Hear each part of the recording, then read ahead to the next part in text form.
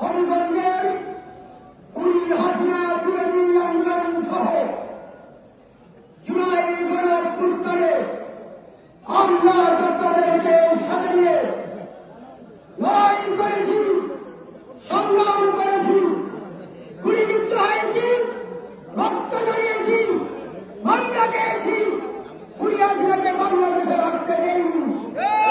তেমনি ভাবে হাসিনাকে বাংলাদেশ থেকে বিতাড়িত করেছি, তেমনি ভাবে বাংলাদেশের সকল ষড়যন্ত্র রুখে দেওয়ার জন্য জাতীয়তাবাদী স্বেচ্ছাসেবকগণ সজাগ রয়েছে। আমরা শেষ পর্যায়ে চলে এসেছি।